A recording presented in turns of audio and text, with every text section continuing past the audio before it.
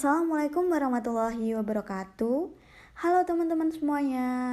Gimana nih kabarnya kalian? Udah pada siap kan belajar mata kuliah bisnis digital? Nah, pada kesempatan kali ini kita akan membahas materi tentang peranan kecerdasan buatan dalam bisnis dan tantangan dan peluang bisnis digital di era industri 4.0. Sebelumnya, perkenalkan kami dari kelompok 3 atas nama Siti Intas Sahayani, Angga Setiawan, dan Janita Indah Rahayu. Nah, yuk langsung aja simak materi berikut ini.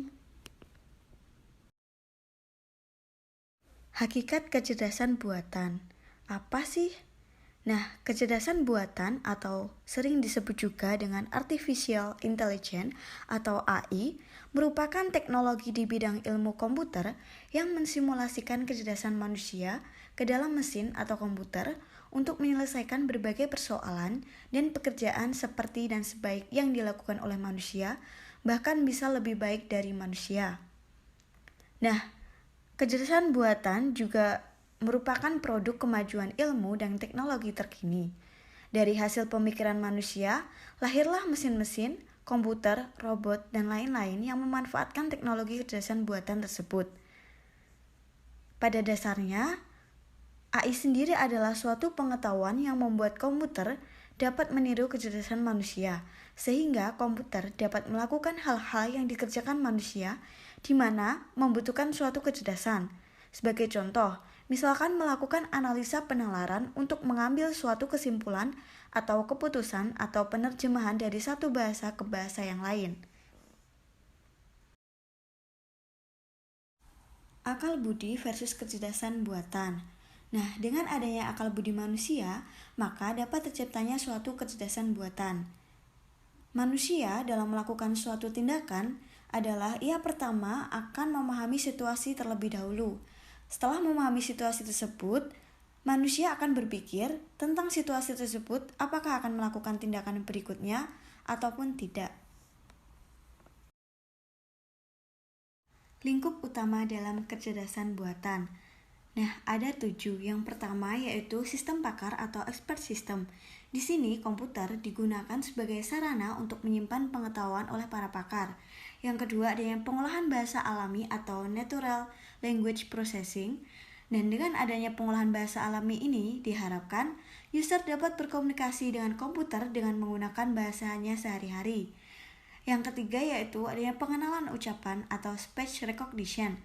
Melalui pengenalan ucapan ini, diharapkan manusia dapat berkomunikasi dengan komputer dengan menggunakan suara. Yang keempat ada robotika dan sistem sensor. Yang kelima ada computer vision, yaitu mencoba untuk menginterpretasikan gambar ataupun objek-objek yang tampak melalui komputer. Yang keenam ada intelligent computer aided instruction. Komputer dapat digunakan sebagai tutor yang dapat melatih dan mengajar. Dan yang terakhir, ketujuh yaitu ada game playing. Jenis-jenis kecerdasan buatan. Artificial Intelligence tidak hanya dapat berbentuk robot yang dapat menyerupai manusia. Nah, pada umumnya terdapat 3 jenis teknologi yang digolongkan menjadi sebuah Artificial Intelligence.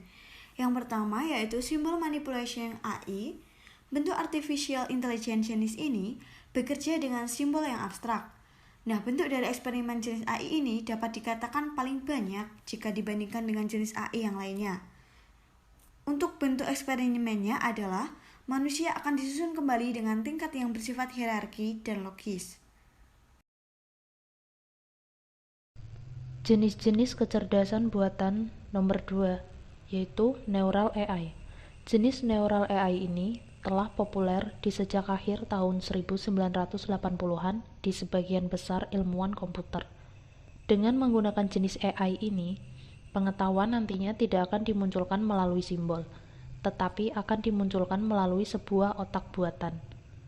Pengetahuan yang telah terkumpul akan dibagi menjadi neuron dan setelah itu akan dikoneksikan menjadi beberapa kelompok. Jenis-jenis kecerdasan buatan nomor 3 yaitu Neural Network. Jenis dari Neural Network bekerja dengan lapisan yang saling terhubung melalui simulasi. Pada bagian atas lapisan adalah lapisan input yang dapat berfungsi sebagai sensor. Sensor ini dapat berguna sebagai penerima informasi yang nantinya akan diproses ke sistem.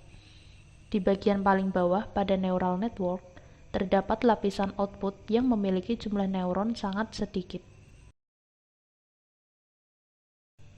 Peran kecerdasan buatan dalam bisnis dan bidang lain antara lain yaitu membuat aplikasi komputer yang memudahkan pemakai, meningkatkan kemampuan problem solving secara cepat dan konsisten, membantu menyelesaikan masalah yang tidak dapat diselesaikan secara konvensional, membantu menyelesaikan masalah yang mengandung data tidak lengkap atau kurang jelas, menangani informasi yang berlebihan dengan cara merangkum atau mengikhtisar dan menginterpretasi informasi, meningkatkan produktivitas dalam melaksanakan banyak tugas.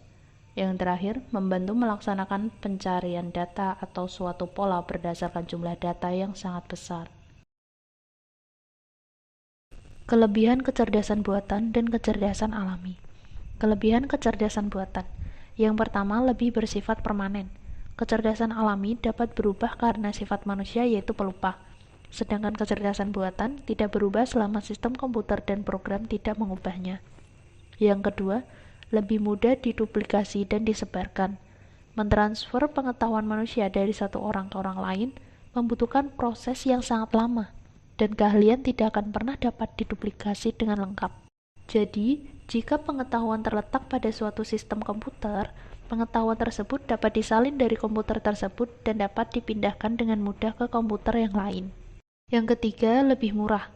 Menyediakan layanan komputer akan lebih mudah dan murah dibandingkan mendatangkan seseorang untuk mengerjakan sejumlah pekerjaan dalam jangka waktu yang sangat lama.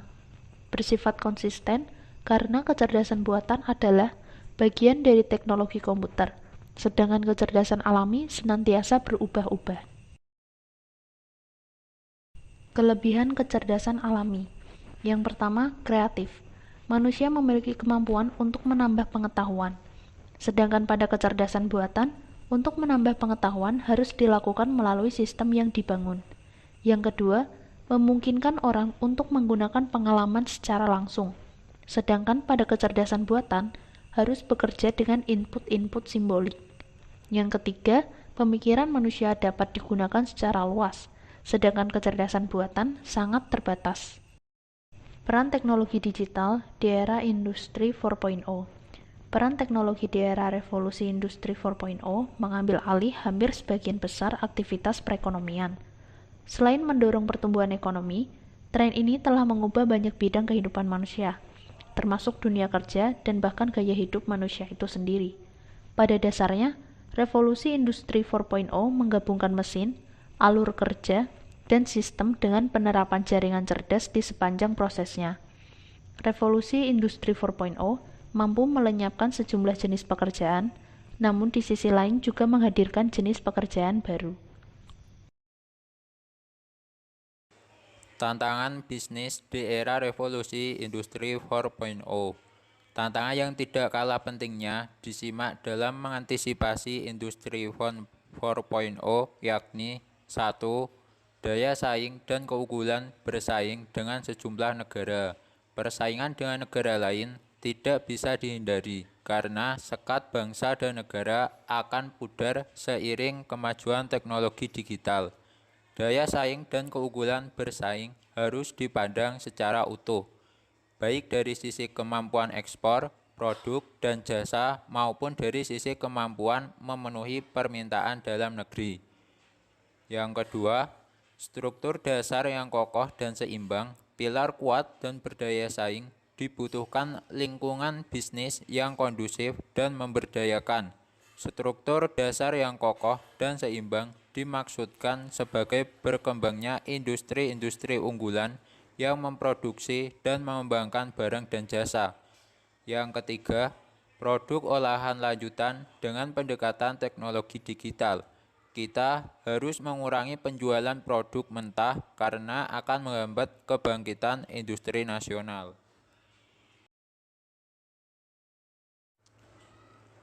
Era disrupsi versus keberlimpahan sebagai tantangan dan peluang.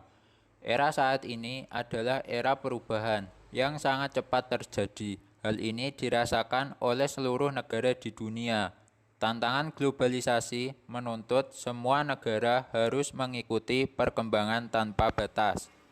Kondisi yang sedang dihadapi sekarang telah sampai pada kondisi yang sudah dipopulerkan oleh US Army War College, lebih dikenal dengan akronim VUCA. VUCA menjelaskan lebih volatil, tidak pasti, kompleks, dan ambigu keadaan dunia multilateral pada akhir Perang Dingin. Aspek ekonomi, khususnya pada bidang konsumsi, sangat memberikan kontribusi yang penting dalam meningkatkan perekonomian. Upaya tersebut dilakukan agar kemiskinan, pengangguran dapat menurun. Peran pemasar dalam hal ini juga harus mampu memasarkan produknya menyesuaikan keadaan saat ini. Keadaan di mana konsumen dalam mengkonsumsi kebutuhannya harus menyesuaikan dengan kondisi ekonomi, pandemi, dan perkembangan teknologi digital. Peluang bisnis di era revolusi industri. Beberapa peluang bisnis di era revolusi industri 4.0 diantaranya 1. Fintech, finance technology. Finance technology yang berarti teknologi keuangan adalah bentuk inovasi teknologi yang dikembangkan dalam bidang finansial sehingga transaksi keuangan bisa dilakukan dengan efektif dan efisien. Para generasi milenial menjadi salah satu target utama dari perusahaan fintech. Yang kedua, software as a service atau disebut SaaS. Software as a service adalah perangkat lunak yang berfungsi sebagai sarana pelayanan dan bersifat online. Bentuk penjualannya berupa B2B atau business to business. Yang ketiga, cloud hosting. Cloud hosting adalah tipe web hosting yang menggunakan berbagai macam server untuk menyeimbangkan load dan memaksimalkan uptime. Contohnya, cloud sebagai web dari beberapa komputer berbeda dan semuanya akan saling terhubung. Yang keempat, digital marketing. Digital marketing merupakan suatu aktivasi promosi atau kegiatan pemasaran atau branding produk maupun jasa dengan menggunakan media digital. Yang kelima, on-demand service. On-demand service adalah suatu bisnis yang sistem pelayanannya didasari atau didahului oleh permintaan konsumen. Ketika ada pesanan dari konsumen, maka penyedia layanan akan langsung meresponnya. Salah satu contoh penyedia layanan dalam bentuk ini adalah Gojek. Peluang bisnis di Indonesia. Saat ini banyak sekali bidang usaha atau bisnis Indonesia yang bisa digeluti oleh semua kalangan, baik tua maupun muda. Seiring berjalannya waktu dan semakin berkembangnya zaman, bisnis di Indonesia semakin bertambah setiap tahunnya. Segala jenis bisnis di bidang apapun hampir semua ada di Indonesia dan memiliki keuntungannya masing-masing. Perkembangan bisnis Indonesia saat ini semakin hari semakin meningkat dan terus berubah seiring dengan perkembangan zaman. Dulu, sebelum ada teknologi yang canggih, hanya ada bisnis dari banyak sektor atau bisnis offline. Tapi, saat ini bisnis tidak hanya offline, karena seiring berkembangnya zaman, maka teknologi semakin canggih dan bisnis bisa dijalankan secara online. Peluang bisnis di Indonesia. Walaupun kebanyakan bisnis yang dijalankan anak muda adalah bisnis online, tapi tidak sedikit juga anak muda yang menjalankan bisnis secara offline. Bisnis yang berkembang di Indonesia mencakup berbagai bidang dan terdiri dari bisnis kecil sampai bisnis yang mulai mendunia. Hal ini membuat bisnis di Indonesia semakin berkembang dan dikenal oleh banyak investor, terutama investor dalam negeri. Sudah banyak pembisnis Indonesia yang sukses dalam menjalankan bisnisnya, sehingga bisnis di Indonesia juga dilirik oleh para investor luar negeri yang ingin menanamkan sahamnya di Indonesia. Cukup sekian video yang dapat kami buat. Terima kasih sudah menonton video dari kami. Semoga video ini dapat bermanfaat untuk teman-teman. Sekian dari kami. Wassalamualaikum warahmatullahi wabarakatuh.